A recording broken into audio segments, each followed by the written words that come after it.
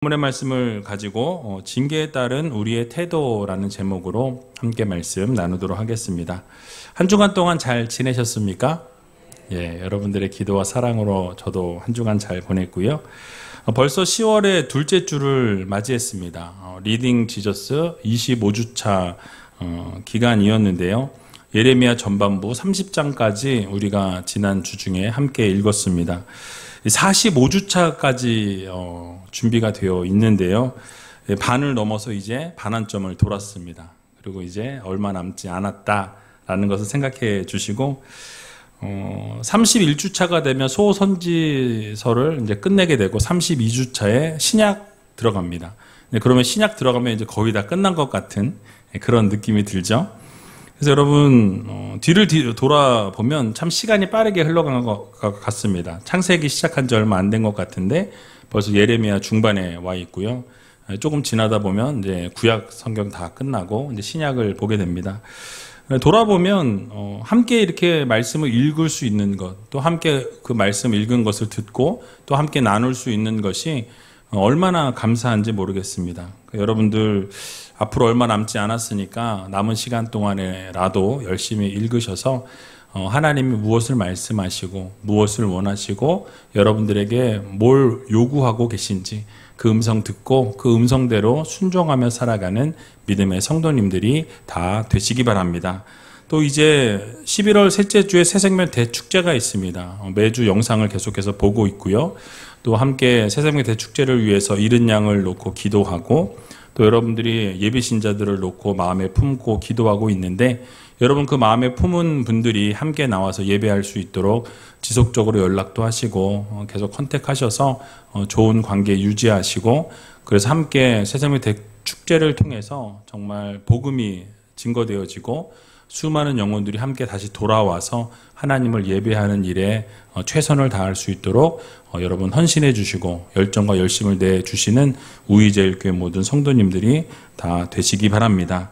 오늘은 예레미야 29장 말씀 함께 살펴보려고 하는데요. 오늘 11절 말씀 같이 한번 읽어보도록 하겠습니다. 나 여호와가 말하노라 너희를 향한 나의 생각은 내가 안하니 재앙이 아니라 곧 평안이요 너희 장래에 소망을 주려 하는 생각이라. 아멘. 자, 하나님께서 지금 유다 백성들이 오해하고 있었던 부분들이 있습니다. 그 잘못된 생각에 대해서 하나님께서 그 생각을 다시 고쳐주시려고 바른 생각으로 바꿔주시려고 이렇게 지금 말씀을 시작하고 있는 것이죠. 하나님께서는 당신의 언약 백성들을 향해서 언제나 재앙이 아니라 복을 주시기 원한다라고 이렇게 오늘 본문은 말씀합니다.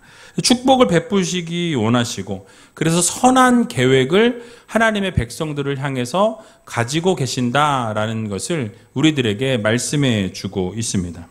자, 그런데 정작 그 계획의 대상인 이 유다 백성들은 그런 생각을 가지고 있지 못했다라는 것을 우리는 성경 본문을 통해서 알게 된다라는 사실이.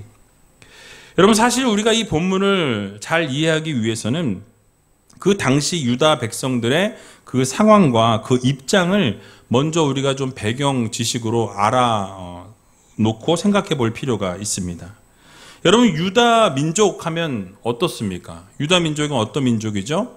하나님의 선택을 받은 민족이에요. 하나님의 백성이라고, 너는 나의 백성이라고 하나님께서 인쳐주신 하나님의 자녀들입니다.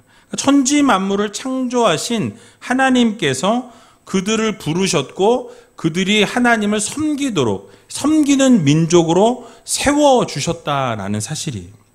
그러했기 때문에 그들은 하나님의 언약 가운데 세워진 민족, 즉 하나님의 선택을 받은 선민이라는 의식이 있었어요. 그래서 상당히 우월감을 가지고 있었고 자신감을 가지고 있었고 자긍심을 가지고 있었던 민족이 바로 이 유다 백성들, 이스라엘 백성들이었다라는 사실입니다. 자, 그런데 어떤 일이 일어나게 된 것입니까? 현실적으로 망하게 되었다라는 거예요. 그 나라가 멸망을 당했다라는 것입니다. 북이스라엘은 아수르에 의해서 망하게 되었고 이 남유다는 이 바벨론에 의해서 이제 망하게 되었다, 포로 생활을 하게 되었다라고 성경은 말씀하고 있습니다. 이는 현실적으로만 아니라 언약적인 측면에서 우리가 생각해 볼 때도 유다 백성들이 감당하기가 어려운 상황이라는 말씀이죠. 여러분들이 그것이 이해가 되질 않는다면 여러분들이 만약에 하나님의 선택을 받은 백성이고 하나님이 택하신 민족이라는 이 자긍심이 여러분들에게 있다고 상상해 보시기 바랍니다. 자, 그런데 하나님의 언약의 백성이 여러분이 나라가 망해버린 거예요. 갑자기 나라가 망하게 되었고 이 바벨론이라는 나라에 의해서 포로로 잡혀가서 포로의 삶을 살아가게 되었다라고 상상해 보시기 바랍니다.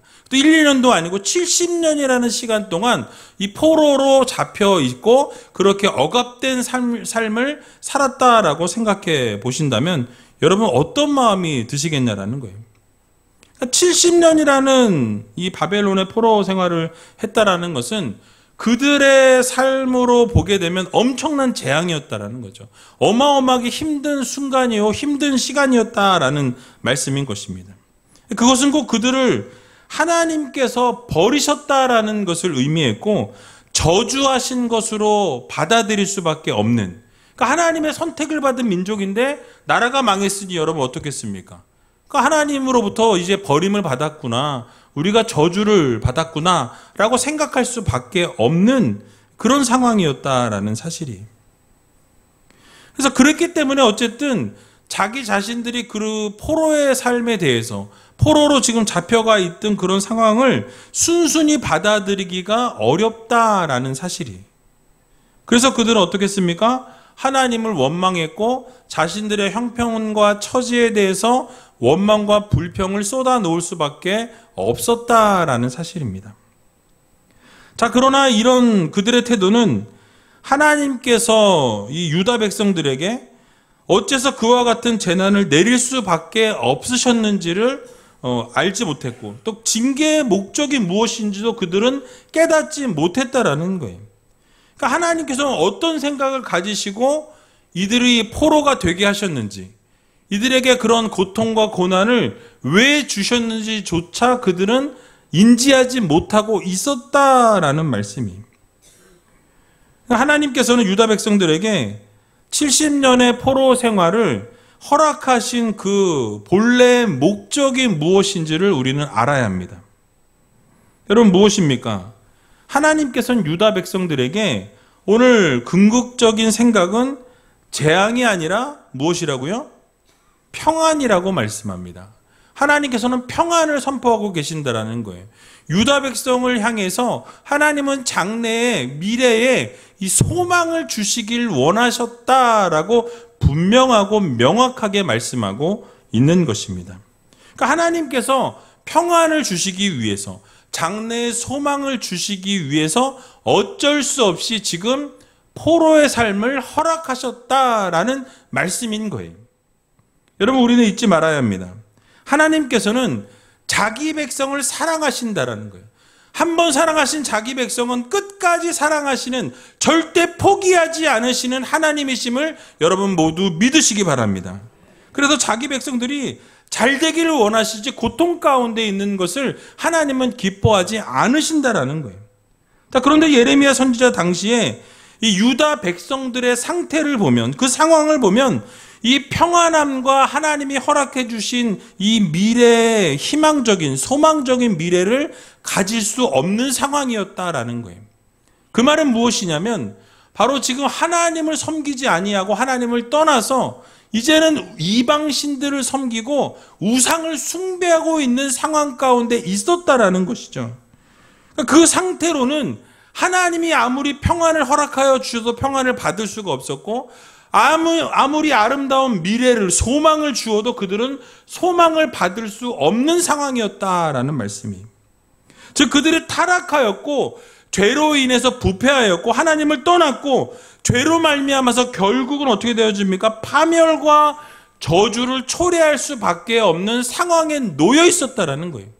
그 시간 그대로 가게 되면 그들은 결국 영원한 멸망으로 떨어질 수밖에 없는 상황에 있었던 것입니다. 그러니까 하나님은 그 백성들을 너무나 사랑하셨기 때문에 그들이 그 우상 숭배의 길로 그대로 가게 두게 되면 어떻게 되어집니까? 이제는 하나님과 멀어질 수밖에 없고 영원한 파멸로, 영원한 지옥으로 갈 수밖에 없는 상황에 있으니 하나님이 어떻게 하신 거예요? 결국 포로라는 삶을 주실 수밖에 없었던 상황이었던 것입니다. 그러니까 하나님께서는 그들로 하여금 영원한 파멸과 저주에 이르기 전에 미리 징계하심을 통해서 그 징계로부터, 그 죄로부터 이제는 돌이킬 수 있도록 하나님이 길을 열어놓으셨다라는 말씀이죠. 그래서 그 징계를 통해 그 죄들이, 그들이 회개하고 돌이킴으로 죄가 제거되어졌다라는 거예요. 그들이 앞으로 평안과 복된 미래를 맞이할 수 있는 것은 하나님 앞에 돌아와 회개하고 돌이킬 때 그 모든 것을 누리게 된다라는 말씀인 것입니다. 그러니까 징계가 바로 70년의 이 포로 생활이었던 거예요. 그래서 이렇게 유다 백성들에게 하나님께서 주신 징계는 여러분 이렇게 비유하면 딱 여러분들이 이해하기 쉬울 것 같습니다. 마치 암세포가 몸에 퍼져나가는 것을 막기 위해서 의사에게 몸을 맡기는 거예요. 그래서 의사가 메스를 들고 몸을 이렇게 다 절개를 하고 이 암덩어리를 제거하게 됩니다. 그리고 그 몸이 치유되어지는 것에 빗댈 수 있다라는 말씀이에요. 여러분 물론 환자에게는 그 수술의 과정이 너무나 어렵고 힘이 듭니다. 고통스러운 순간이고 이 수술이 다 끝난 이후에도 환자가 회복하는 그 시간 동안에 너무나 고통스럽고 힘들다라는 거예요. 그런데 이 힘든 시간의 연속이지만 회복된 이후에 그 어떤 환자도 그 의사가 자기의 몸을 찢었다라고 그 칼을 댔다라고 해서 그 암세포를 잘라내는 고통스러운 수술을 했다고 해서 그거에 대해서 원망하거나 불평하지 않는다라는 거죠. 여러분 이유가 무엇입니까? 그 의사가 수술한 의도를 알기 때문에 그래요. 수술의 목적을 알기 때문에 그렇습니다. 의사가 어떤 뜻을 가지고 어떤 생각을 가지고 그 고통스러운 수술을 진행할 수밖에 없었는지를 알기 때문에 그것을 인정하고 받아들인다는 것이죠.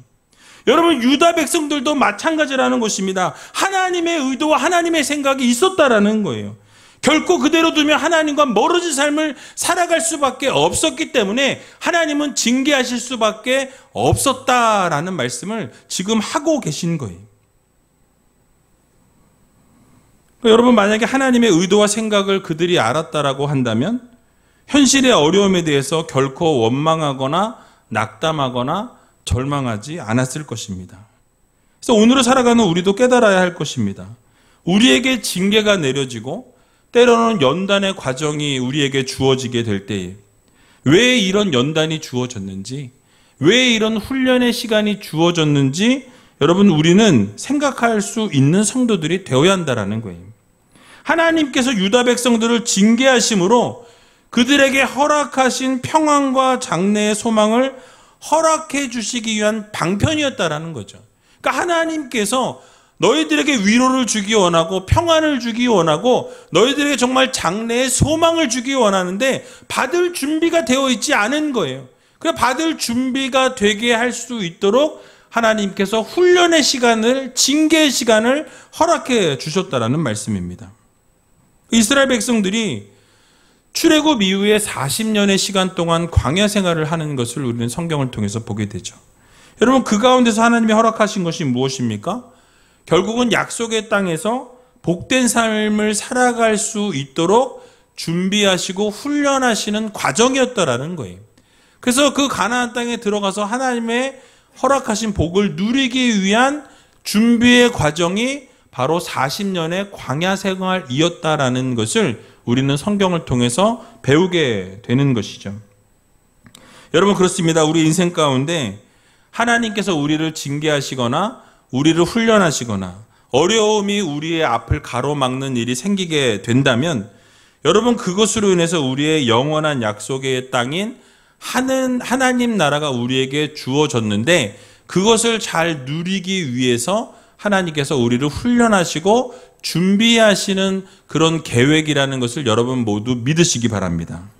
그래서 여러분 성도들은 눈에 보이는 현실에만 급급하지 말고 조급해하지 말고 초조해하지 말고 절망하고 낙심하지 말고 고난과 징계가 찾아올 그때에 하나님의 뜻이 무엇인지 그 안에 숨겨져 있는 하나님의 계획이 무엇인지를 분별할 줄 아는 믿음의 성도님들이 다 되시기 바랍니다. 하나님의 뜻이 무엇인지 헤아리고 하나님의 계획과 의도가 무엇인지를 우리가 알게 되면 하나님이 이것을 통해 우리에게 평안을 주시고 이러한 어려움을 통해서 또 하나님께서 우리에게 미래의 소망을 주시길 원하시는구나 라는 것을 여러분 모두 믿으시고 힘든 상황 가운데서도 하나님의 허락하심을 잘 극복하고 나아가게 될 때에 결국 하나님께서 누리라 하신 평안을 누리게 되고 장래의 소망을 우리가 누리게 된다라는 이 사실을 여러분 모두 믿으시고 힘들고 어려운 상황 가운데 있는 그 모든 것을 훈련과 연단의 과정으로 믿고 여러분 잘 극복하고 이겨낼 수 있는 귀한 의지엘교회 모든 성도님들이 다 되시길 주님의 이름으로 간절히 축원드립니다. 자, 그렇다면 이제 하나님의 기쁘신 뜻을 알게 된 성도들은 이 어떤 모습으로 살아가야 하겠습니까? 어떤 모습으로 하나님 앞에 나아가야 하겠냐라는 것이죠. 그것이 오늘 본문 12절과 13절의 그 해답을 알려주고 있는데요. 같이 한번 12절과 13절 말씀 읽어보도록 하겠습니다. 너희는 내게 부르짖으며 와서 내게 기도하면 내가 너희를 들을 것이요 너희가 전심으로 나를 찾고 찾으면 나를 만나리라. 아멘.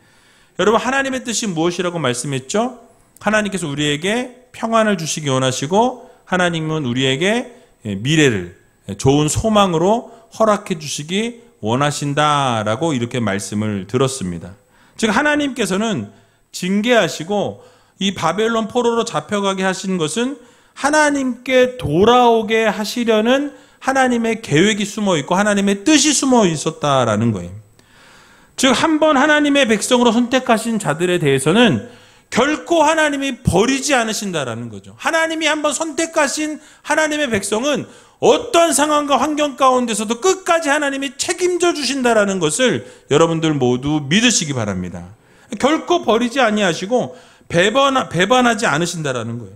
또 우리가 범죄하였을 때는 하나님이 징계하심을 통해서 다시 한번 회복시켜 주시고 돌이키게 하신다라는 말씀이죠.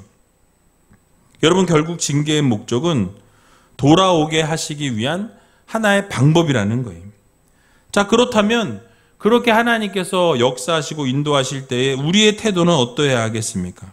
하나님이 원하시는 대로 우리는 회개하고 돌이킬 줄 아는 믿음의 성도들이 되어야 할 것입니다.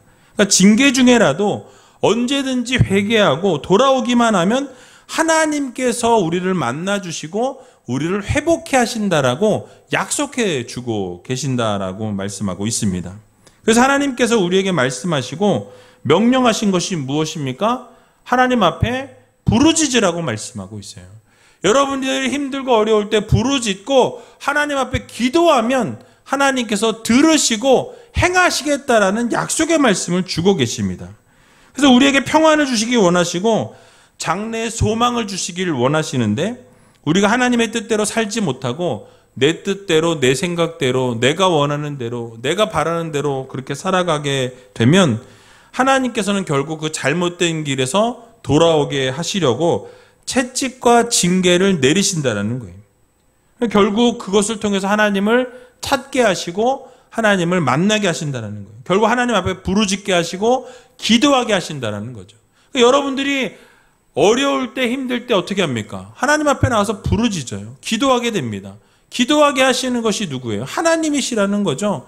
그것을 통해 하나님과 더 가까이 하길 원하시고 하나님 앞에 부르짖을 때 하나님은 응답하기 원하시는 하나님이시라고 우리들에게 말씀해 주고 있는 것입니다.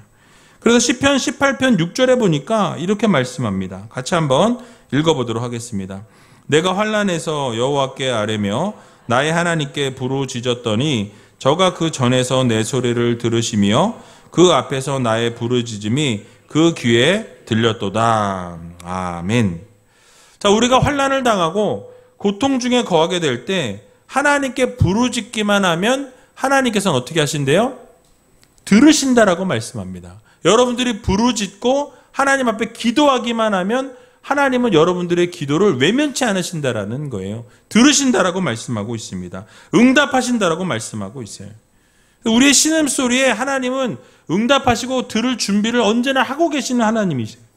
그래서 우리가 하나님 앞에 부르짖으면 하나님은 언제나 응답하시는, 하나님이 언제나 함께 하시는 하나님이시라고 말씀하죠. 또 마태복음 7장 7절에서 8절의 말씀을 보게 되니까 이렇게 말씀합니다. 같이 한번 읽어보도록 하겠습니다. 구하라 그러면 너희에게 주실 것이요, 찾으라 그러면 찾을 것이요, 문을 두드리라 그러면 너희에게 열릴 것이니 구하는 이마다 얻을 것이요, 찾는 이가 찾을 것이요, 두드리는 이에게 열릴 것이니라. 아멘. 너무나 유명한 말씀입니다. 여러분, 우리가 하나님 앞에 구하면 하나님은 주신다라는 거예요. 하나님 앞에 찾으면 찾게 하신다라는 거예요. 문을 두드리면 하나님은 열어주신다라는 약속의 말씀을 주고 계십니다. 이 말씀은 오늘 본문의 말씀과 연결되어진다라는 거예요. 우리가 하나님 앞에 부르짖고 하나님 앞에 기도하면 하나님께서 응답하시고, 우리가 전심으로 하나님을 찾고 찾으면 하나님은 만나주신다라는 약속의 말씀을 주고 계시는 것입니다. 그러니까 우리를 절대 외면치 않으시고 반드시 우리와 함께 하시고 우리의 문제를 해결해 주시는 전지전능하신 하나님이심을 여러분 모두 믿으시기 바랍니다. 그렇습니다. 우리 하나님께서는 우리가 돌이키기만 하면 용서해 주시는 하나님이세요. 구하기만 하면 거부하지 않으시고 우리에게 손을 내밀어 주시는 하나님이십니다. 그러므로 우리가 징계를 받아서 버림받은 것 같은 상황 가운데 놓여 있을 때, 내가 정말 하나님으로부터 버려진 것은 아닌가? 하나님께서 나를 이렇게 징계하시는데 하나님은 나를 잊어버리신 것은 아닌가? 라고 그렇게 생각할 때에 하나님은 절대로 버리시지 않으시는 하나님이시고, 하나님은 붙든 손을 절대로 놓지 않으시는 하나님이심을 여러분들 모두 기억하시기 바랍니다. 그래서 우리가 버리시지도 않으시는 하나님이시고, 부르짖으면 우리와 만나주시는 하나님이시고, 기도하면 들으시고 응답해 주시는 하나님이심을 여러분 모두 믿으시기 바랍니다. 그래서 이번 한 주간 살아갈 때 하나님 앞에 정말 부르짖고, 전심으로 부르짖고 기도함으로 하나님을 찾고 또 구하셔서 하나님을 만나시고, 또 하나님의 놀라우신 사랑과 은혜를 여러분 이번 한 주간 꼭 경험하며 살아갈 수 있는, 그래서 막혔던 것들이 뚫어지고 묶였던 것들이 하나님 앞에 간구함으로 풀어지는 귀한 역사를, 기적을 맛보는 저와 여러분들이 다 되시길 주님의 이름으로 간절히 축원드립니다. 마지막으로 13절 말씀 다시 한번 읽어보고 말씀을 마치도록 하겠습니다. 너희가 전심으로 나를 찾고 찾으면 나를 만나리라. 아멘. 자, 여러분 무엇을 강조하고 있습니까? 우리가 온 마음을 다해서 하나님께 구하고 하나님을 찾으면 하나님이 우리를 만나주신다라고 이렇게 약속해 주고 계십니다. 근데 이 말씀을 얼핏 우리가 보게 되면 인간이 하나님을 열심히 찾고 찾으면 하나님을 우리가 찾을 수 있다라는 말씀처럼 들려져요. 그러나 사실은 죄인인 인간이 이 거룩하신 하나님을 찾을 수가 없다라는 거예요. 아무리 열심히 찾는다 할지라도 인간 스스로는 하나님을 찾을 수 없습니다.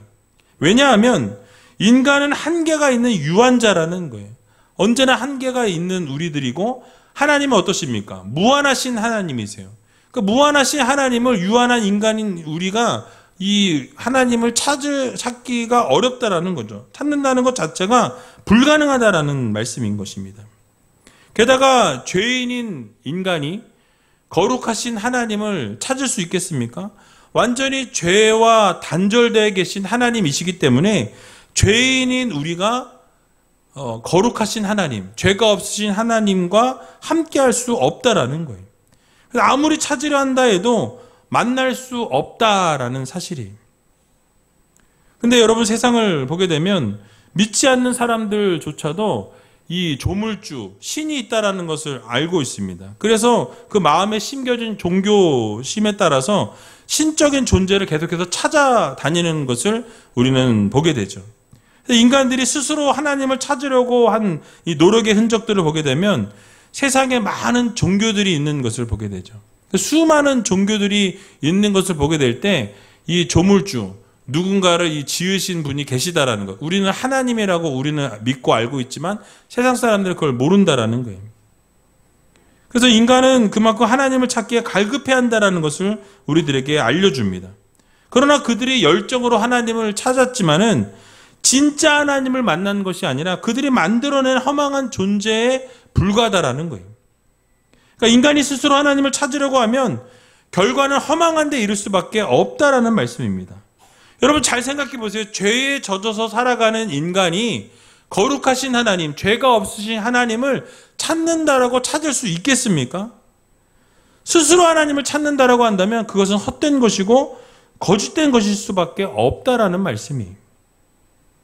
그런데 오늘 읽지 않은 14절의 말씀을 보게 되면 하나님께서 너희를 만나 주실 거라고 말씀합니다. 그러니까 이 만남의 주체가 누구입니까? 우리가 아니라 하나님이시라는 거예요. 하나님이 만나기 원하시면 하나님이 찾아오신다라고 말씀하고 있는 거예요. 그러니까 인간이 하나님을 찾는다라고 해서 하나님이 우리를 무조건 만나 주시는 것이 아니라 하나님께서 인간을 만나 주셔야 비로소 하나님을 만나게 된다라는 거예요. 우리가 찾는다라고 해서 우리가 주체가 아니라 하나님이 만나 주셔야 하나님이 주체이시라는 것을 우리는 반드시 기억해야 할 것입니다. 여러분 기독교라는 종교가 어떻게 출발되어집니까? 바로 하나님께서 자신을 인간에게 계시해 주셨고 하나님이 부르셔서 우리를 하나님의 자녀 삼으시고 백성 삼아 주셨다라는 거예요. 그러니까 기독교만이 유일하게 하나님의 계시로 성립되어진 종교라는 거예요. 그러니까 하나님께서 친히 죄인된 인간들을, 죄로 부패한 우리들을, 멸망할 수밖에 없는 우리들을 찾아오셔서 예수 그리스도를 우리에게 허락하시고 십자가의 사랑으로 우리를 구원해 주셨다라는 거예요. 그러니까 우리가 찾지 않고 있었던 상황 가운데서도 하나님께서는 직접 인간의 몸을 입고 찾아오셔서 우리를 구원하시고 우리를 영원한 생명으로, 예수 그리스도를 믿는 자마다 영원한 생명으로 옮겨주셨다라고 성경은 명확하게 말씀하고 있는 것을 보게 됩니다. 그래서 여러분, 이처럼 하나님께서 직접 만나주시고 영원한 구원의 소망을 주신 이 기독교만이 참 진리의 종교라는 것을 우리는 반드시 기억해야 할 것입니다. 그래서 언제나 여러분, 이번 한 주가 하나님을 정말 구하고 찾고 여러분들이 두드리셔서 하나님께서 여러분들이 구할 때마다 주시고 찾을 때마다 하나님이 만나주시고 여러분들이 두드릴 때마다 하나님이 열어주셔서 하나님의 놀라우신 은혜와 능력과 기적을 이번 한 주간 여러분 맛보시고 정말 하나님의 살아계심을 다시 한번 여러분들이 경험하며 살아갈 수 있는 귀한 우이제일교회 모든 성도님들이 다 되시길 주님의 이름으로 간절히 축원드립니다.